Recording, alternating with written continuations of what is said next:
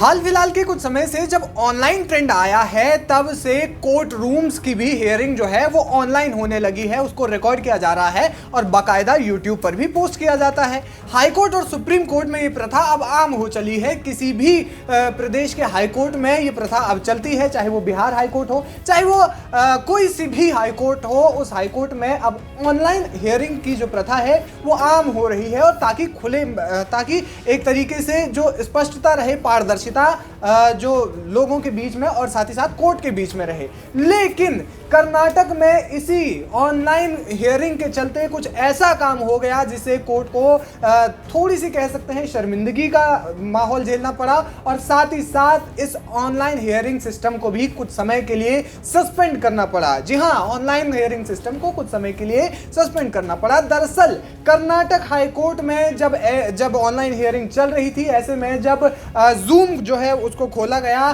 तो फिर उस ऐप पर जिस पर वो ऑनलाइन हियरिंग होती है उस पर अचानक से पॉर्न चलने लगी। जी हां, अचानक से हियरिंग के दौरान पॉर्न चलने लगी और ऐसे में जब ये चलता रहा तो खासी नाराजगी जताई गई सभी चारों ओर से और फिर उसको तुरंत जो है रोकना पड़ा। लेकिन 4 तारीख का ये मामला है, आपको बता दें। लेकिन सिर्फ इतना ही नहीं बल्कि जब 5 तारीख को भी यानी कि अगले दिन भी जब ऐसा हुआ तो उसके बाद भी जब वीडियो कॉन्फ्रेंसिंग के जरिए ये चीज़ ओपन की गई, जब एक्सेस को खोला गया और उसके बाद से फिर से जब इसे ओपन किया गया, कॉन्फ्रेंस शुरू की गई, तब भी पॉर्न चलाई गई। तो कोर्ट रूम में जिस तरीके से, और सिर्फ एक कोर्ट रूम में नहीं बल्कि कर्नाटक हाई कोर्ट के 6 कोर्ट रूम्स या फिर कहें 6 कोर्ट हॉल्स में इस तरीके की घटना हो गई। इसके बाद जब मामला सामने आया तो बताया गया कि किसी उत्पाती ने या फिर कह सकते हैं कि किसी शरारती तत्व ने कोर्ट का जो सर्वर है, कर्नाटक हाई कोर्ट का जो सर्वर है, उसमें सेंध लगाई और सेंध लगाने के बाद इस तरीके की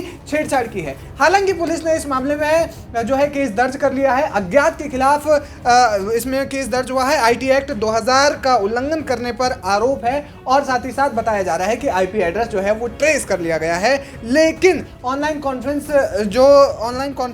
जो हुई इस दौरान उन पर पूरी तरीके से उनको कुछ समय के लिए सस्पेंड कर दिया गया जब तक ये सारी समस्या का निदान नहीं हो जाता। वाकया ये 4 दिसंबर 2023 का था। उसके अगले दिन भी ऐसा ही कुछ हुआ। 6 कोर्ट रूम्स में ये जो है वो मतलब 6 कोर्ट रूम्स में जब ऑनलाइन हियरिंग हो रही थी तो उसके सर्वर को जो है छेड़ करके उसमें पॉर्न चलाया गया, यानी कि कहा जा रहा है कि वो सर्वर जो है हैक किया गया, तभी इस तरह की घटनाएं हो सकती हैं और किसी शरारती तत्व ने इस पर सेंध लगाई है, ऐसा एक मामला सामने आ रहा है। लेकिन इस पर पुलिस एक्शन ले रही है और अब कर्नाटक हाईकोर्ट इसमें आगे क्या कार्रवाई करता है वो देखने वाली बात होगी। लेकिन फिलहाल इस खबर पर क्या कहना चाहेंगे आप, हमें कमेंट करके जरूर बताएं।